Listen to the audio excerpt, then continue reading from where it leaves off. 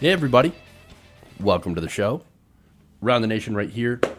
Jeff Waldorf here with you on this Tuesday evening. Welcome to the show. Got a great show for you guys today. Fun stuff as usual. Fun stuff / disaster / we have a disastrous climate change story involving poop. I know what you're going to say, but believe me, this is actually something serious, but also kind of funny. So that's later on in the show. Actually, I think that's our final segment, but we've got fun stuff in between. First, we have Donald Trump again on the golf course. Hilarious. Interesting story there, describing who Donald Trump really is. Then we have the ACA story. So very important policy discussion going on here, including Donald Trump's next move on healthcare. So we've been following that story, been talking about that quite a bit, because it only affects the lives of, somewhere around 33 million people who are covered under the ACA who would end up losing their healthcare. So that's important stuff. Then we have the proposal to go after food stamps from the Trump administration. Interesting. Ivanka Trump gets savaged on Twitter again. So more fun stuff. And then we have another Trump supporter going after someone for speaking Spanish. Of course. Because, really, would you expect any better from certain kinds of Trump supporters? I don't. I don't expect a whole lot. Anyway, so that's the stories that we've got today. I want to thank, first of all, new channel members, Frode Birkland. So I'm not sure if I'm saying it right, Frode or Frode Birkland. But thank you for signing up. And again, thank you out to iFart Magic and the Jinxana for re-upping your subscription. That helps the show.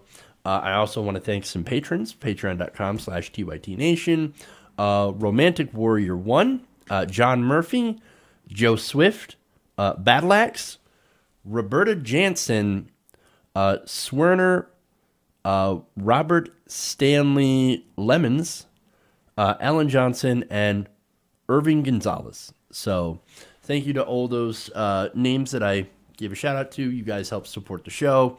Patreon.com/TYTNation. Also, you want to sign up through YouTube. That's also helps the show. And of course, I want to thank those who give through our Venmo, as well as people who have given through our PayPal. So there's so many different ways to help, and I apologize if I forget about some of those people, but I do my best to try to remember all the different ways, and I appreciate it. I do. I really appreciate it, even if I don't remember. I know that sounds horrible, but I'm going to give a shout out to Vanessa Jones for donating through our PayPal. So, and of course, RB, tends to give fairly, often on Venmo. So I'm going to give a special shout out to RB for that. All right. Anyway, hopefully I've covered everything, all the shout outs. So now, please like and share the stream if you haven't already. That, of course, helps out. With that said, let's head over to the first story. We'll have some fun here. No, hey, it's cynically tested in the chat. How you doing, buddy? It's always good to see you. I don't know if it's Dan or Vince, a.k.a. Kevin, but it's always good to see you in the chat. All right, now let's get to the stories. All right.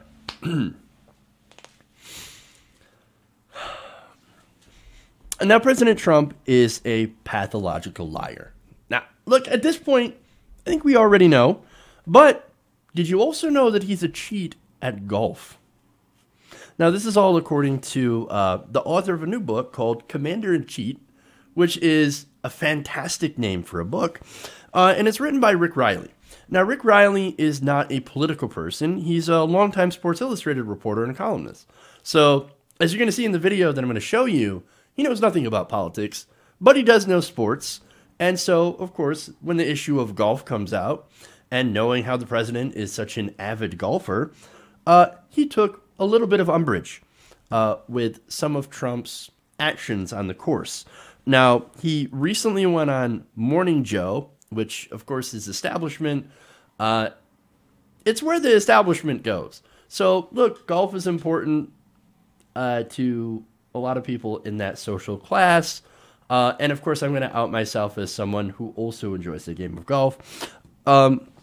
So now, he went after Donald Trump and decided to come out of retirement to write this book because he was tired of Trump's dishonesty about his golf game. That's an interesting reason. So now let's hear what he has to say in this next video. Watch. I used to be friends with Arnold Palmer, and he never played around. He never got into business with a guy unless he played a round of golf with him first. And I asked him why. And he said, because in 4 hours, you can't hide who you are. So if he's going to cheat on the course, he's going to cheat me in business. And if he's honest and fun, he's going to be honest and fun in business. But that's what made me write the book, Joe. I was sitting here reading tweets. He's saying he'd won 18 club championships. And I'm like, you liar. Because you told me how you did it when I played with you years ago. He said when he buys a new course, he plays the first round by himself and calls that the club championship.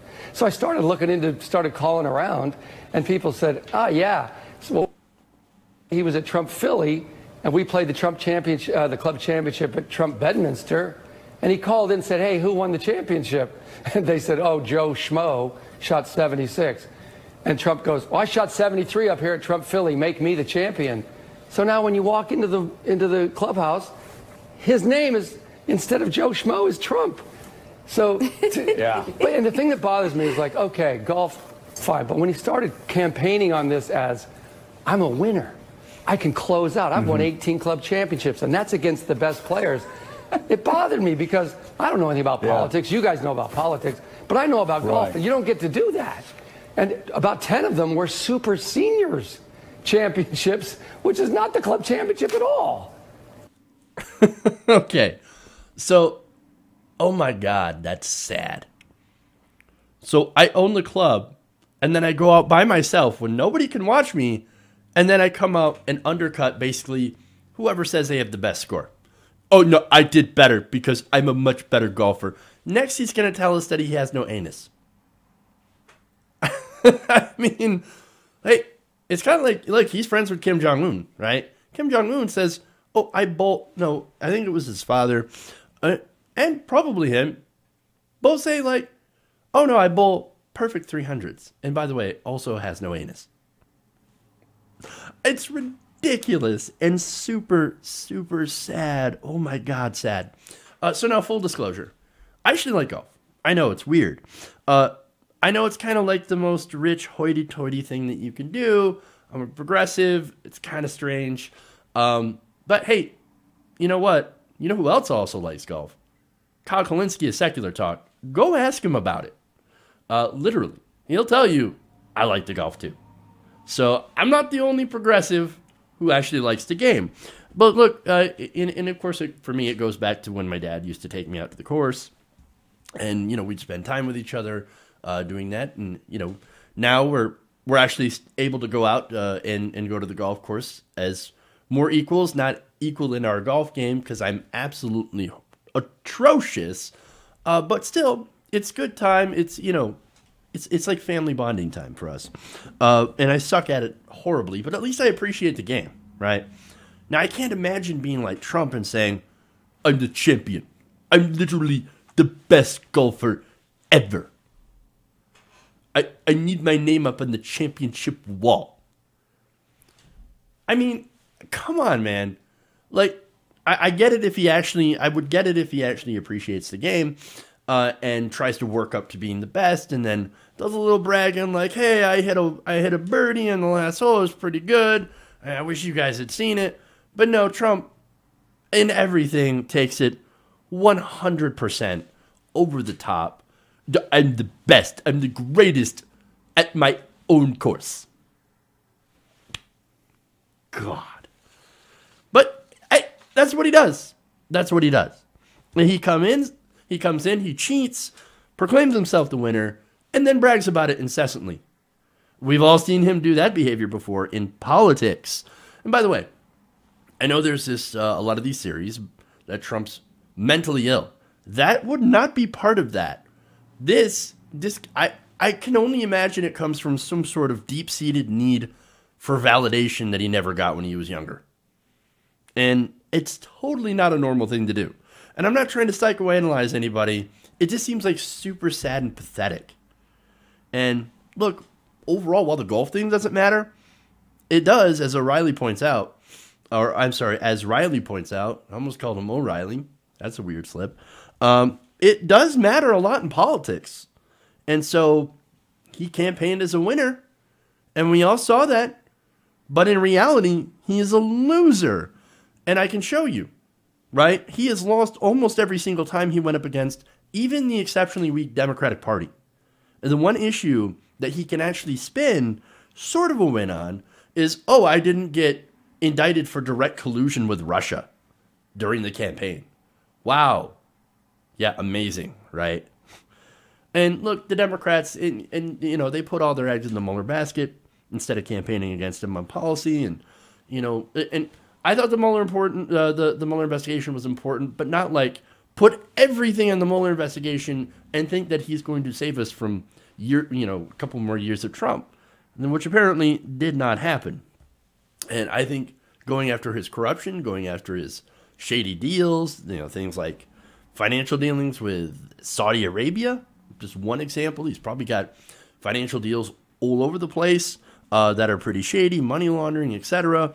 But look, that's only one win, I think, in a sea of losses, and it might not actually be an actual win. So, and of course, since he became president by virtue of, again, Democrats being the worst, putting up Hillary Clinton. And so, look, someone like Trump has no business being elected in the first place. And as we've been showing you through these different segments over the last couple of years, he is a liar, pathological liar, a fraud, a potential criminal, but most importantly of all, a loser. Okay, so now we'll get into some policy, of which he might be a loser. All right, so let's get into that. All right. Now, it didn't take long for President Trump to abandon his plan to go after Obamacare, at least until after the 2020 election. That remains to be seen. Now, this is according to an article in Bloomberg. Trump had made a shift in a series of tweets late Monday night, saying that the, quote, vote will be taken right after the election when Republicans hold the Senate and win back the House. That is a bold prediction. But also, even if somehow Donald Trump wins re-election, and somehow the Republicans keep the Senate and win back the House, which I don't think is likely. Even if that were to happen, do you remember the last time Republicans held those positions? It was just before the midterms when Republicans had full control of the government. And they still were unable to get rid of the ACA. They still failed 100%. Pathetic.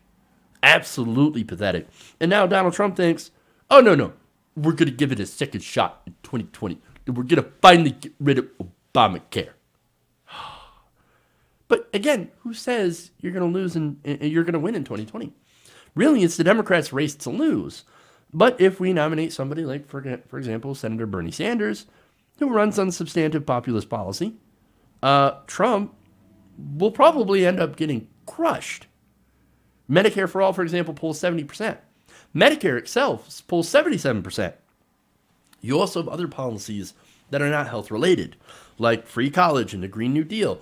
Both are extremely popular with the American people. Hell, even the ACA just hit over 50% popularity. That's why the Republicans flipped out when Trump said that he was going to get his Justice Department to try to overturn the ACA. They're like, what are you doing? What? Jesus Christ, dude, what are you doing? Like, I do not want to have this fight again because we are going to lose.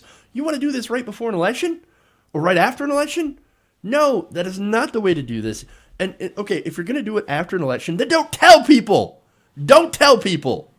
That is the worst thing. So, of course, yes, they flipped out.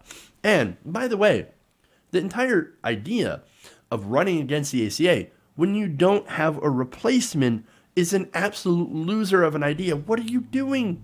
But again, he's not smart enough to think about, some sort of plan to get rid of the ACA, to actually win on this issue. No, he's just rallying the base and the very small 30% of voters that are like, oh, I hate Obamacare. Still after almost 10 years. Now, and again, the Republican Party, and it's very important to point this out, they do not have a replacement. I mean, that's mental. The ACA has been in law, what, almost a decade now. They've had a decade to actually come up with a replacement that actually does everything that they say it's going to do. It's lower healthcare costs, make it more affordable for people, but actually cover things like pre-existing conditions and the stuff that, in the ACA that's actually really popular, and do it without an individual mandate, without making it more expensive for people who are literally who end up getting charged more because they have pre-existing conditions or they are sick, without chasing them out of the market. Things like that, right? They don't have a replacement. And by the way, they ran elections on this issue for nearly a decade, almost every election. Obamacare, we're going to get rid of Obamacare. If you vote for us, Obamacare, gone. We're going to get rid of it, and then it's going to be what? Nothing. At least before the last time they got rid of the ACA, they didn't even have a replacement plan. But Jeff, you say, that's the point. Of course they were never going to replace it. You know that. And hey, look, that's true. That's true. The only reason they need one now is because it turns out that there are things in the ACA that people actually like. Things like no lifetime caps on coverage or coverage for pre-existing conditions. Turns out people like that. And they're like, hey, I don't want that to go away. Okay, your plan better have that stuff in it. Your plan better have the Medicaid expansion in it. Because it turns out that's also super popular. Hey, who knew, right? Apparently Republicans had no idea that people actually like things in healthcare. I know. So now Republicans are in a no-win situation. And you know what's funny is that I bet somebody had a nice long talk with President Trump and actually got him to back off. I don't know if that's the case. And if true, I don't know how they did it. But something happened to get him to say, oh, right. Turns out this is really, really dumb. Maybe it's because they convinced him to wait for the Supreme Court ruling. They say, oh, no, don't worry about it, Donald. You'll win, but you got to wait to fight it in 2020, in June. And that's when the final court ruling is coming down. So, yeah, we'll see. And if Trump does win in court, which is, from what I've seen from experts, rather unlikely, if it does, and if he does end up getting his way, there will be absolute chaos. And look, that could work in the favor of Republicans because they can float an alternative. But that alternative will also likely be deeply unpopular. And interestingly enough, might actually make a better case for single payer. But I actually don't want that to happen. Now, I'm in favor of single payer. I think it'd be great if we went to a single payer Medicare for all system, right? But here's the thing. In the interim, if Trump does end up destroying the ACA, there will be, again, chaos in the marketplace. Millions of people will end up losing their insurance. How many people will die in the interim, right? No, we need to go to a single-payer system right now, like immediately, no incremental steps. Let's get to it.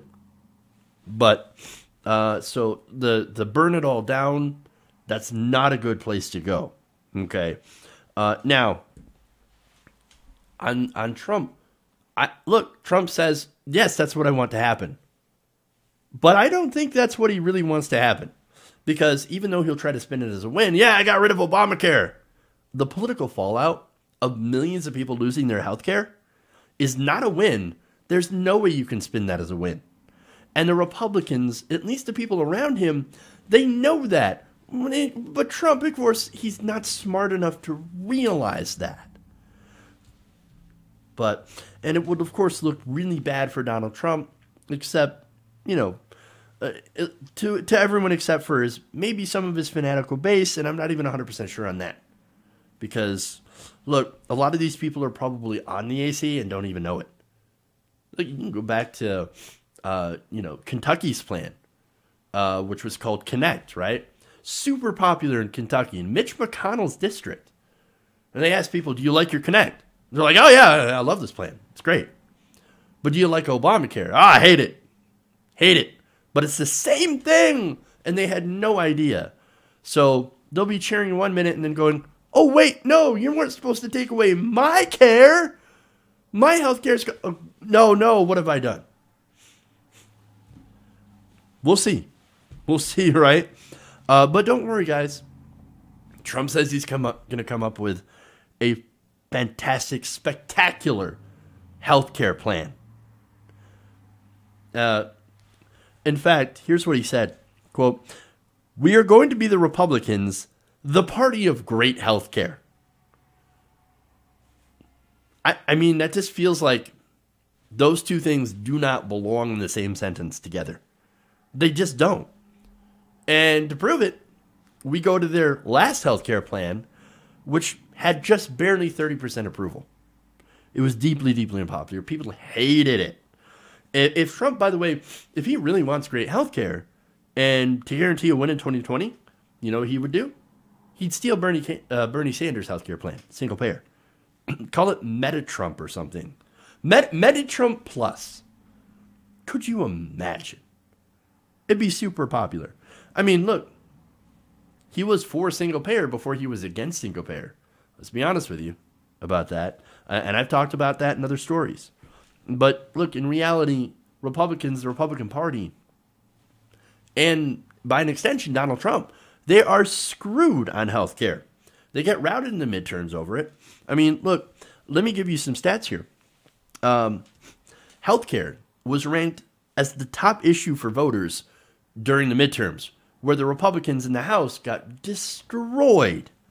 Those voters preferred Democratic candidates by a margin of 75% to 23% on healthcare, according to exit polls. Guaranteed that if there had been the right Republican seats to defend in the Senate, because what happened in the midterms in the Senate and why Republicans had a much better showing is that you mainly had a lot of centrist Democrat seats that were up for grabs in places that were very, very favorable to Republicans. So, look, that if that had not been the case, if it had been a more favorable map to Democrats, instead of Democrats defending seats, then it's very possible that in this wave election, it could have also, the entirety of Congress could have went to the Democrats. But unfortunately, that's not what happened. But anyway, one more point here. So now I talked about single payer, right? So now Republicans are on the attack against AOC, Bernie Sanders' healthcare plan, single payer. And ironically, they're joined with centrist Democrats and the establishment think tanks like the Third Way. So they're all going after single payer. And so ironically, that is one thing that establishment Democrats and the Republican Party and Donald Trump all agree on. Well, they hate single payer, right? So now, is it really such a good idea to go after something that has a 70% approval rating? I don't think so. Oh, but Jeff, you got to understand, there's some nuance in this story. Support for single payer goes down to like 50% or even less when you actually suggest on how to pay for it. For example, raising taxes, right? Raising the payroll tax. Well, then again, that does depend on how you frame the question. So if you present people, I believe, with all the facts, like, okay, yes, you're going to have a modest tax increase. However, it will be offset by these savings, then I think support will continue to stay the same. Because, for example, the answer here should be even the most conservative estimate funded by the Koch brothers found that it saved taxpayers $2 trillion over the next decade, the next 10 years. I think when you present people with that kind of information, you go, oh, wait a minute. So it actually saves me money and it costs less and it saves money and I actually end up getting more. Oh, well, that's not so bad. Actually, I kind of like that. Now, that ends up being $2 trillion less than our current system. No copays, no deductibles, no out-of-pocket expenses. Prescription drugs are covered, they're free. Doctor visits are free. Emergency room visits, they are also free. Preventative care, free. I know it sounds insane to people in America, but in every other modern nation, they're actually able to do it. And so, and in America, in terms of raw wealth, we're actually far wealthier than a lot of these other countries. And we end up having the economy of scale as well. So we can do this. It's just a measure of whether or not we want to do it politically. So now while Trump himself, speaking of politics, wants to go after the ACA, and originally wanted to go after it now, and is now waiting until 2020, and then, of course, the Republicans as a whole trying and failing to repeal it over and over again, as nothing more than political stunt, and trying to throw millions off of their health care in 2020 or whatever, Democrats at the same time should be running on single payer. Now, some are. But, as we've seen, the only one who is not hedging at all, who is not entertaining the idea of half measures or incremental change or a Medicare buy-in, oh, there are so many different ways to get to single payer. No, Bernie Sanders says, and when he's asked, you actually want to go with a plan that gets rid of health insurance companies? He says, you damn right I am. We're going to end private insurance, and we're going to give everyone Medicare. And you know what? He's the only one that means it. And look, you've got Elizabeth Warren. I got a lot of respect for her. But she says, oh, no, there's many different ways to get to it. And, you know, I'll do like a buy-in plan. Beto O'Rourke completely dropped his support for Medicare for all. And you've got people that are Johnny-come-latelys that, again, are saying, well, yeah, there's so many different ways to get to it. And, you know, but although the goal is the same, universal health care. No, the only one who actually means it, Medicare for all, is Bernie Sanders. And that's why I think he's going to win. And why Donald Trump is going to lose, like the loser he has always been. Okay. Moving on here.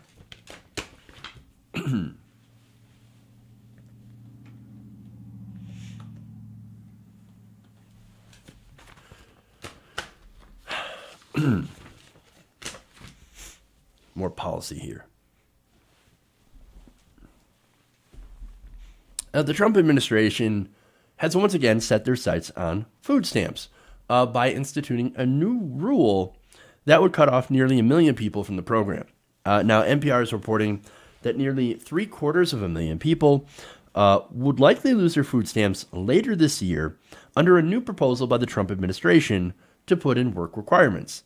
So now they explain that those affected by the proposed changes to the SNAP program are known as able-bodied adults without dependents, right? So there's about 7,500,000 of them, and these are around the 4 million adults that receive food stamps in this category, about 750,000 of them would end up losing their benefits. Now, 3/4 of them did not work in 2016, according to the USDA.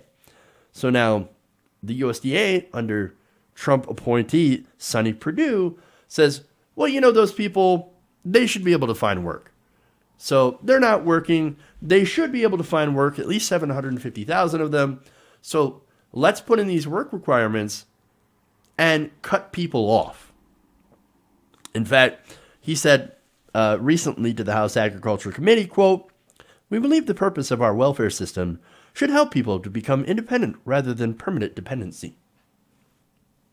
We think we are helping people to, again, move into the dignity of work and the respect of providing for their families." Look, so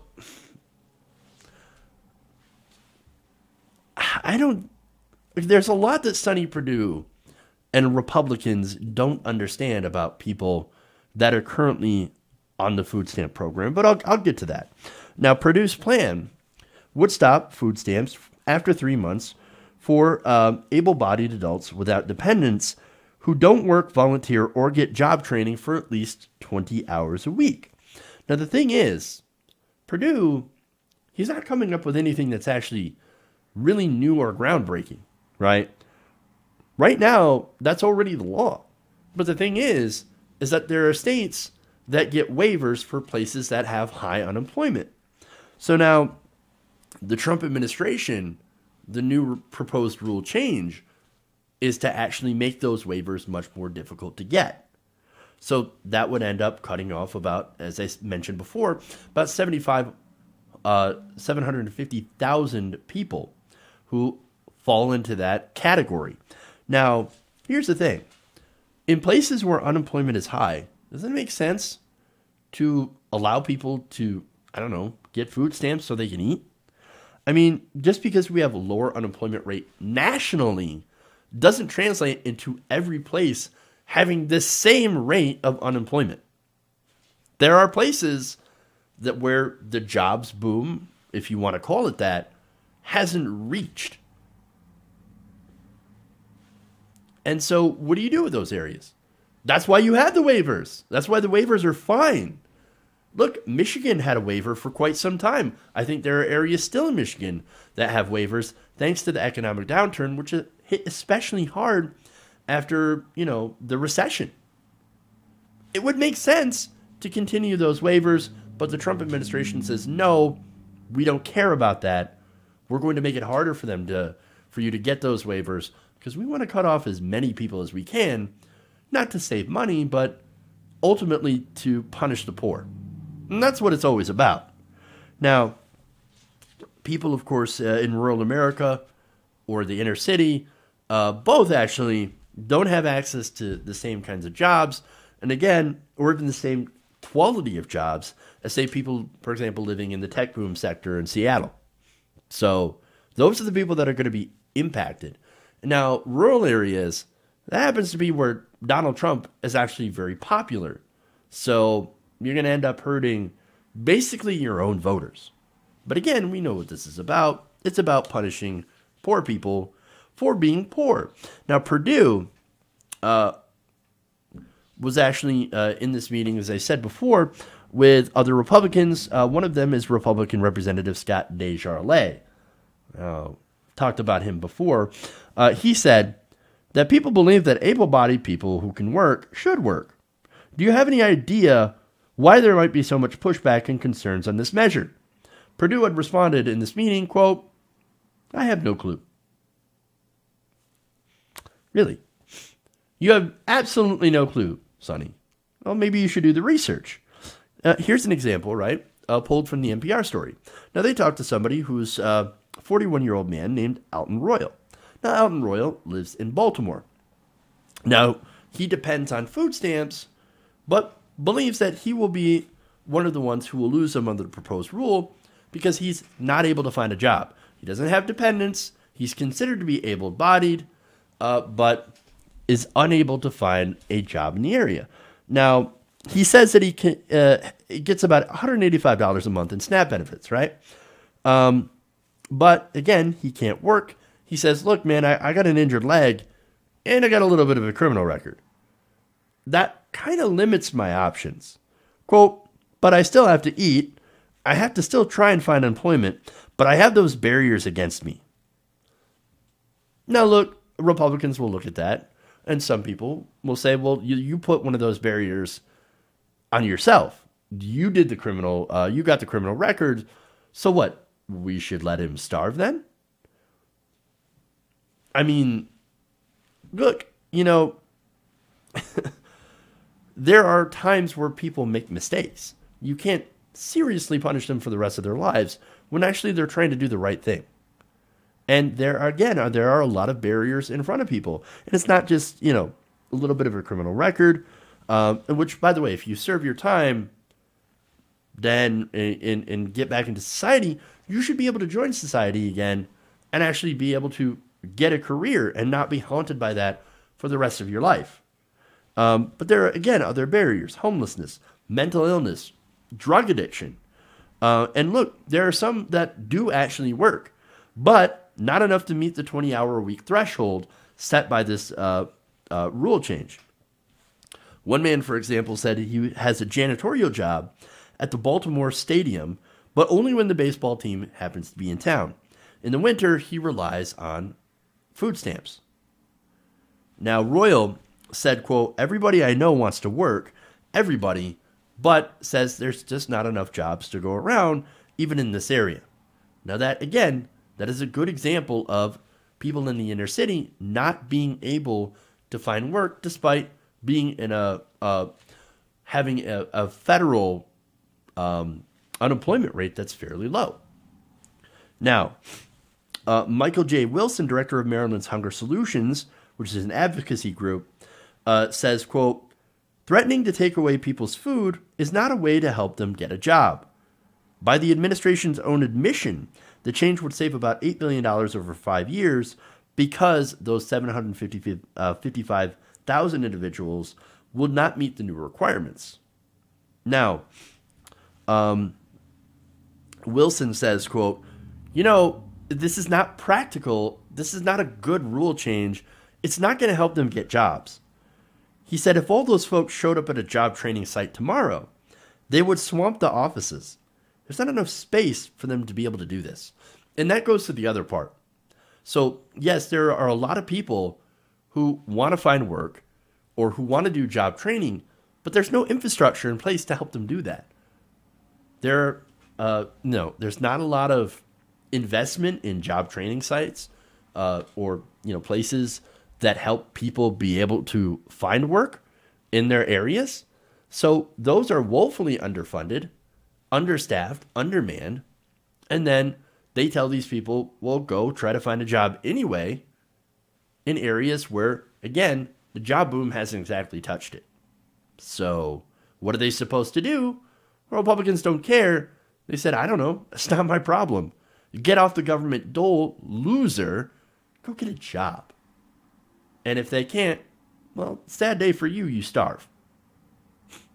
So, and look, I do have to mention that under this, there would be exceptions for those who are disabled or can't work for one reason or another, but it is left largely up to the states. Now, that means, of course, as we've seen in a lot of these, whenever you send more authority to the states, red states tend to be a lot harsher on poor people than anyone else. So, now, they also note that states are not required to guarantee an individual a job, training, or volunteer opportunity before stopping their benefits, and looking for work only counts towards the required 20 hours if it is paired with an education and training program. So good luck with that, especially if you're in a red state like Kentucky or Alabama. Sad day for you. So now I do probably will have some people who will comment about, yeah, but the majority of people who aren't working in this group, they just don't want to work. They just want to be lazy. And yeah, okay, there are some of those, but I think the majority of people affected by this actually do want to work and will be arbitrarily hurt by this. And that's what happens. There's just no evidence that this will do anything other than hurt them. It's not going to help them go back to work. Now, Craig Gunderson is a professor of agriculture and consumer economics at the University of Illinois, had a great quote. He said, quote, "This idea that people are ripping up the system or something, that's just not true. In fact, food stamp benefits are structured to encourage work by reducing benefits gradually as income grows." And look, as someone who has personally been on this program, I've seen this, right? And let me tell you what, the day that I made enough to not need the program anymore was an awesome day. I've never wanted to look back. The idea that people just want to sit in poverty and take, what little the program offers, because it's not a whole lot. And look, I was happy not because I was ashamed to be in the program, right? I was just happy to be able to make more and to be able to stand on my own again. And not only that, but it actually shows that the system works. It does what it set out to do. The system is a success every time someone is lifted out of poverty using that system. Mission accomplished. And look, most people are only on the program for a short amount of time anyway, until they get back on their feet, which again is what it's designed for. Now, these people affected by the change haven't been as lucky as some of the others, but that's no reason to make it harder for them, to be able to get these benefits for literally no reason. There's not a lot of savings that you can find. But unfortunately, that's the mindset of people like Sonny Perdue, Republicans, Donald Trump. Look, they say we don't understand, we don't care to understand, and we'll crush you anyway, because at the end of the day, we don't think you're worth this benefits. We think you're worthless. We think you're a drain of society. And therefore, if you're not working, if you're not making money, then you're not worth anything. Well, I don't agree. Okay. So, here's what I'm going to do. I'm going to take a break. I'll read some super chats, some member comments, maybe some tweets, hashtag.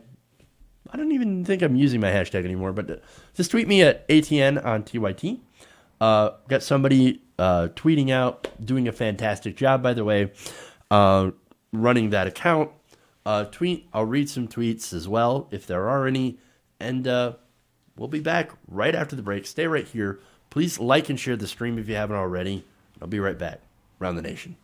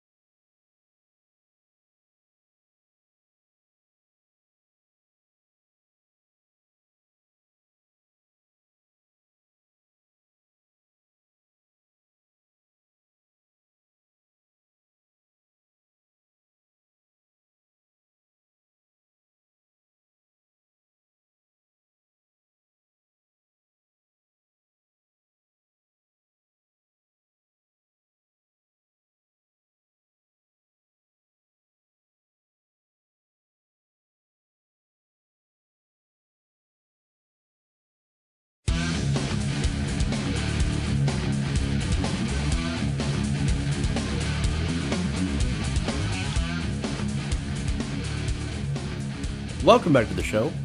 Around the Nation right here. Jeff Waldorf here with you.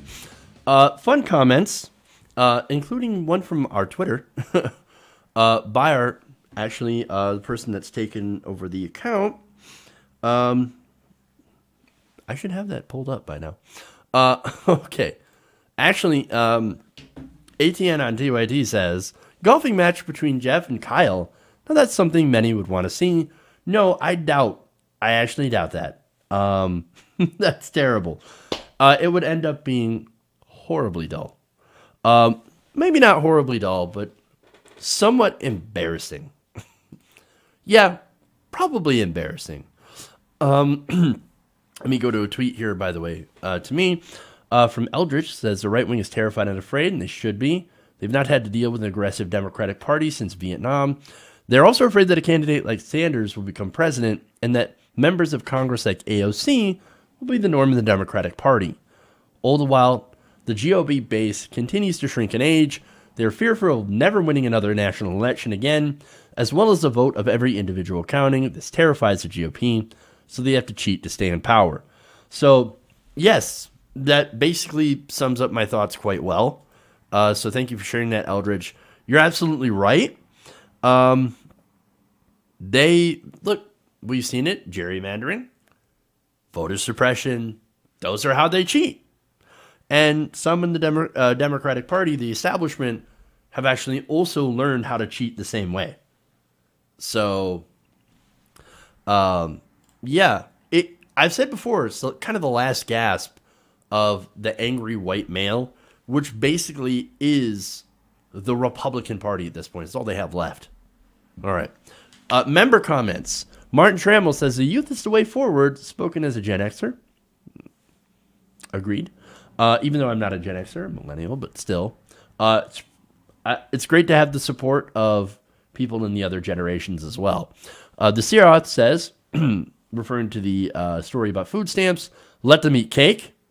And the Gitana responds to it with one word, guillotines. So you guys have made your stand on that fairly clear. So now let's go to more fun stuff. But before you do, please like and share the stream if you haven't already. That helps out a lot. Okay. So let's go to the Trump effect. Okay. Let me get the video ready here. Oh, that's not good. Hold on, let me fix this so it doesn't go into a complete disaster. And here we go. Okay. Doing technical shit on the fly. So, okay.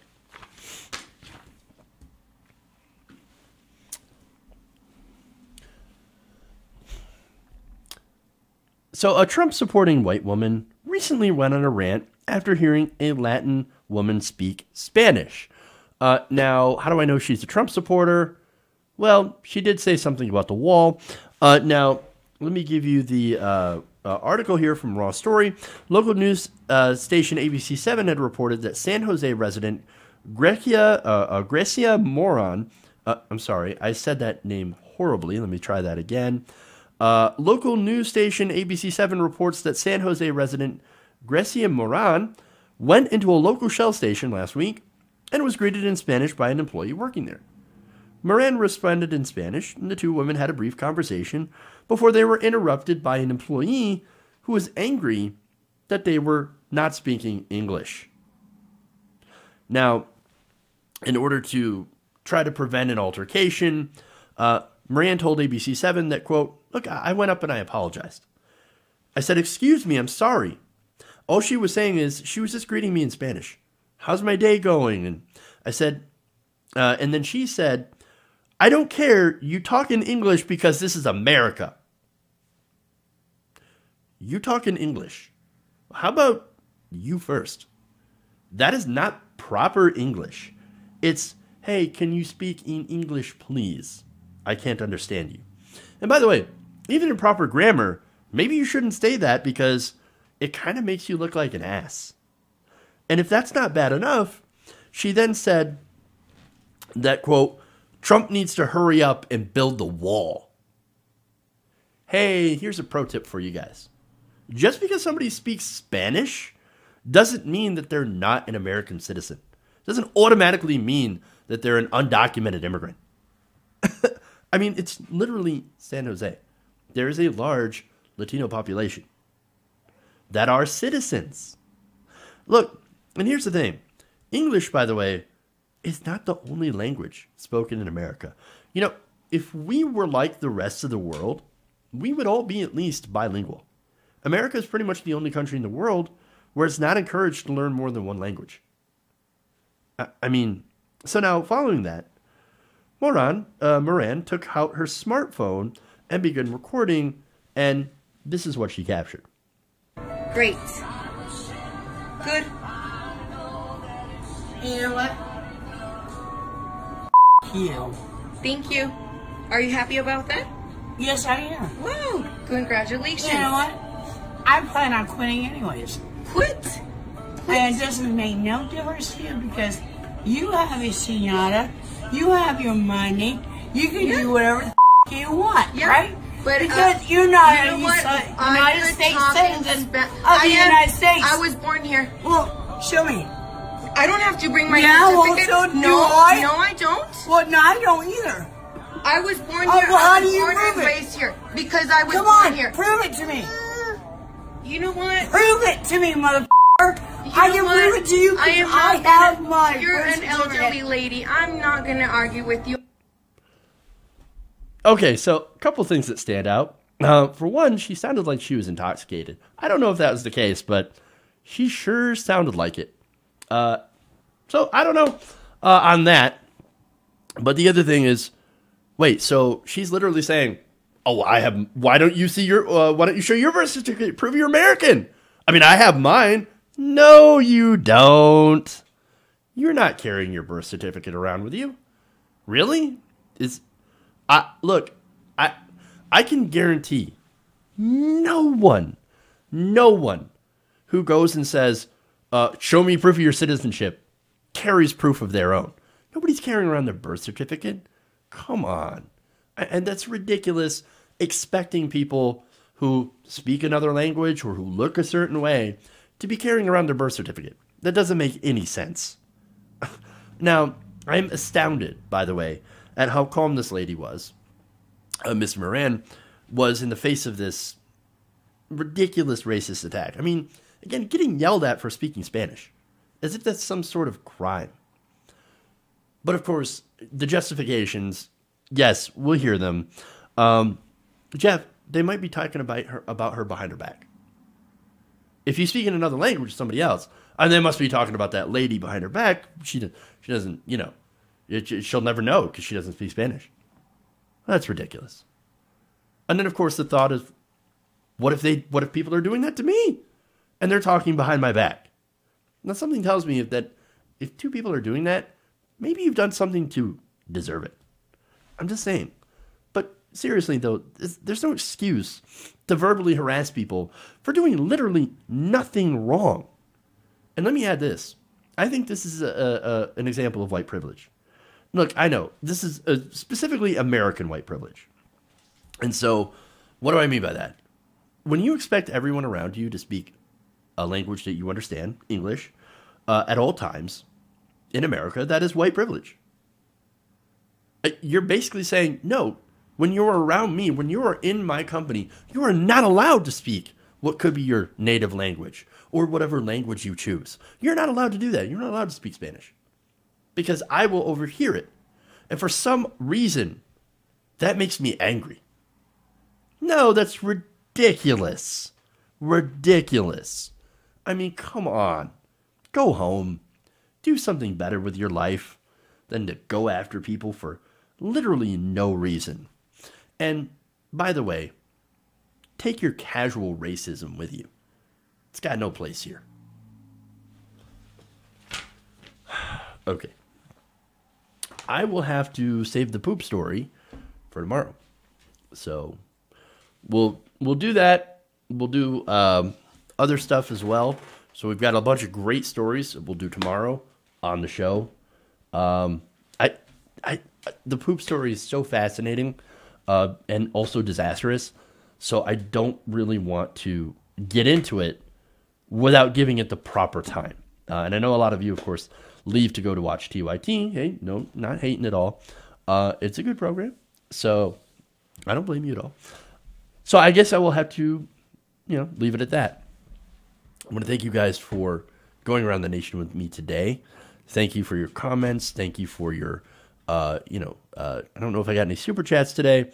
I'm going to check on that actually right here. No super chats today, but I want to thank everybody who recently donated to not only our GoFundMe campaign, not only to Venmo and our PayPal, but also to our Patreon. Thank you. The show could not exist without you guys.